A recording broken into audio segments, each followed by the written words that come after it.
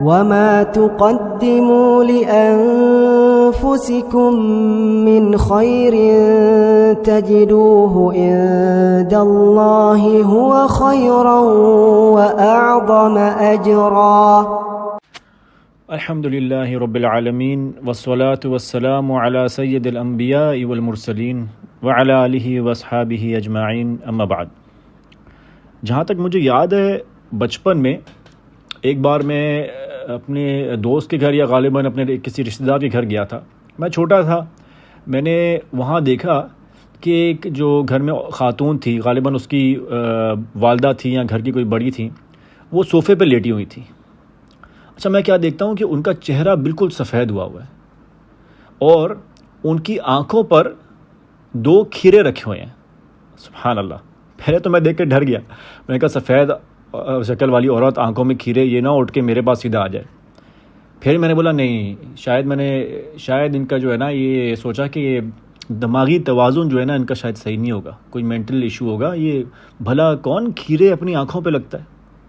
سبحان اللہ. مجھے کیا پتا تھا کہ یہ بیوٹی ہیک ہے اور یہ عورتیں استعمال کرتی ہیں اپنے چہرے کو فریش کرنے کے لیے اور ڈیٹاکس کرنے کے لیے اور پتہ نہیں کیا کرنے کے لیے. اور یہی نہیں، اب اس کے علاوہ تو پھر ہم کتنی چیزیں، اور یہ تو ایک آئی تھنک بیسک چیز ہے، پھر ہم کتنے خرچہ کرتے ہیں اور کتنے گھنٹے لگاتے ہیں پارلر پہ کہ ہمارا چہرہ بہتر ہو جائے، ہمارے چہرے پہ وہ گلو آ جائے اور وہ فریشنس آ جائے. اور عورتیں نہیں، اس میں آدمیوں نے بھی پیچھے نہیں چھوڑا. کبھی آپ باربر شاپ جائیں یا نائی کی دکان پہ جائیں تو کئی آدمی بھی گھنٹے لگاتے ہیں وہاں پر صرف ان کا چہرہ صحیح کرنے کے لیے. تو ہم اتنی محنت کرتے ہیں کہ ہم اچھا لگنا چاہیں. تو میں نے آج سوچا کہ میں بھی آج بیوٹی ہیک کے بارے میں بات کرتا ہوں. چھوٹا عمل بتانا ہے نا، اور ہم لوگ کو ریوارڈ زیادہ چاہیے. تو ایسا بیوٹی ہیک جو اللہ کی طرف سے ہوگا. مقصد تو یہی ہے نا، ہمیں منہ کی فریشنس اور اچھا لگنا چاہیے. تو کیوں نہ ہم یہ اپنے نبی صلی اللہ علیہ وسلم کی زبان سے سنیں اور ایسا عمل ہم کریں کہ ہمیں بھی یہ چیزیں مل جائیں بغیر یہ میک اپ سے استعمال کیے. سبحان اللہ. بغیر کسی میک اپ کے، بغیر کھیرے کھائے نہیں لگائے ہوئے ہم یہ استعمال کر سکیں. تو اب ہم حدیث سنتے ہیں. ابن مسعود رضی اللہ تعالیٰ عنہ کہتے ہیں کہ نضر اللہ امرأ سمع منا شیئا فبلغه كما سمعه فرب مبلغ اوعى من سامع. سبحان اللہ. نبی صلی اللہ علیہ وسلم نے دعا دی. نبی صلی اللہ علیہ وسلم، ہمارے پیارے نبی، دعا دے رہے ہیں کہ اللہ اس شخص کے چہرے کو یا اس شخص کو تر و تازہ رکھے، اس کو فریشنس عطا فرمائے. کس کو؟ جو ہم سے کچھ سنے، ہماری کوئی بات سنے اور اس کو حفظ کرے. ایک اور روایت میں آتا ہے کہ حفظ کرے. فبلغہ کما سمعہ، اور پھر اس کو آگے ویسے ہی پہنچا دے جیسے اس نے سنی. فرب مبلغ اوعى من سامع. اور کئی دفعہ ایسا ہوتا ہے، ممکن ہے کہ جو بندہ جس کو آپ بات پہنچا رہے ہوگے وہ آپ سے زیادہ سمجھدار ہوگا دین کے معاملے میں یا اس حدیث کے معاملے میں آپ سے. یعنی جس نے سنا ہے اور جو آگے پہنچا رہا ہے، ہو سکتا ہے اس میں اتنا علم نہ ہو. وہ حدیث تو آگے پہنچا دے گا، لیکن جو آگے جس کو پہنچا رہا ہے ہو سکتا ہے وہ زیادہ علم والا ہو، اس کو زیادہ اس سے فائدہ ہو اور اس کو زیادہ اس کی سمجھ اس کو زیادہ ہو. یہ ایک ایڈیشنل فائدہ بتایا. ہمارا مقصد آج اس حدیث پہ ہے کہ رسول کریم صلی اللہ علیہ وسلم کی دعا کس کو نہیں چاہیے. رسول کریم نے دعا کی ہے کہ اللہ تعالیٰ اس کے چہرے کو تر و تازہ کر دے، شاداب کر دے، فریش کر دے، اس کے چہرے پہ گلو آ جائے. یہ سب کب ملے گا؟ جب ہم نبی صلی اللہ علیہ وسلم کی کوئی بات سنیں گے. سمع منا شیئا. اچھا، یہ نہیں ہے کہ ایک لمبی سی حدیث ہو جو کم از کم 100 الفاظ پہ ہو، یاد کرے. نہیں.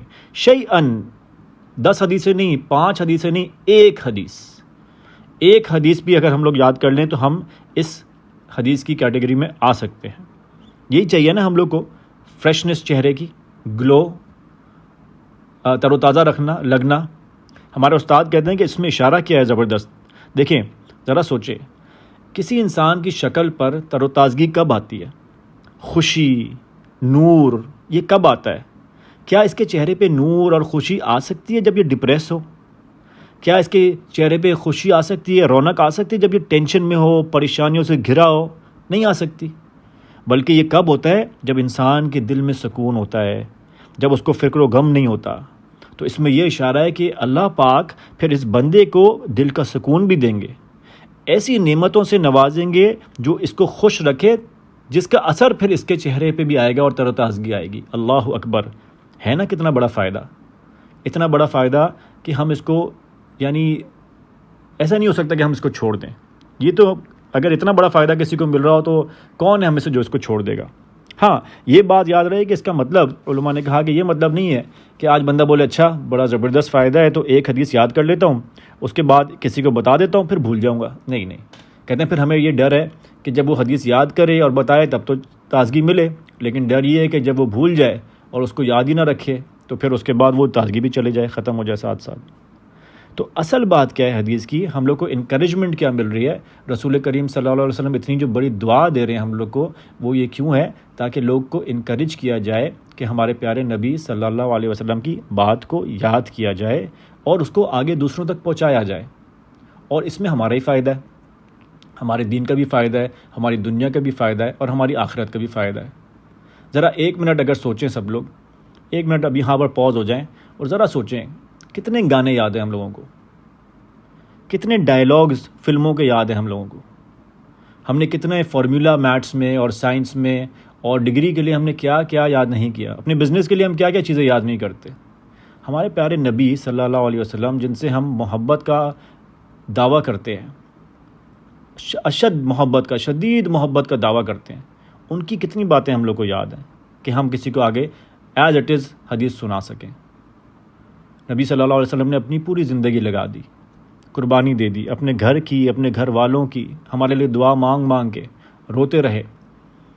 قیامت کے دن ہماری شفاعت کریں گے، کچھ ڈر لگتا ہے نا کہ ہم قیامت کے دن ان کے سامنے کس شرمندگی کے ساتھ نہ کھڑا ہوں کہ ہمیں ان کی ایک بات بھی یاد نہیں ہے۔ تو کیوں نہ اس اپرچونٹی کو ہم لے لیں اور ہم آج یہ طے کر لیں، نیت تو کریں نا، جیسے ہم نے پڑھا تھا فرسٹ آڈیو میں، ہم نیت تو کریں نا کہ ہم ایک حدیث تو یاد کریں گے، بڑی لمبی نہیں، ایک چھوٹی سی بھی حدیث یاد کریں گے، پھر اس کو ہم اپنے آپ کو، اپنے بھائی بہن کو یا ماں باپ کو یا بچوں کو کسی کے ساتھ شیئر کر لیں، پھر ہفتے میں ایک دفعہ اس کو ریوائز کر لیں، بچوں سے واپس سن لیں اور نیت کر لیں کہ اس کو میں بڑھاؤں گا انشاءاللہ، اور اللہ سے دعا کریں تو کیا ملے گا؟ چہرے کی تازگی، سکون، نعمت جو آپ کو تازگی دے گی، جو فریشنس دے گی۔ اللہ اکبر! تو یہ کوئی چھوٹا فائدہ نہیں ہے، بہت بڑا فائدہ ہے، اور عمل چھوٹا سا ہے اور اس میں ہمارا ہی فائدہ ہے۔ اللہ پاک ہم لوگ سب کو نبی صلی اللہ علیہ وسلم کی اس دعا کا حقدار بنائے جو نبی صلی اللہ علیہ وسلم نے مانگی، اس کے لیے جو حفظ کرتا ہے نبی صلی اللہ علیہ وسلم کی حدیث اور اس کو آگے سناتا ہے جیسے اس نے سنی۔ اللہ پاک ہمیں اسے سمجھنے کی اور اس پہ عمل کرنے کی توفیق دیں۔ سبحانک اللہم و بحمدک، اشہد ان لا الہ الا انت، استغفرک و اتوب الیک۔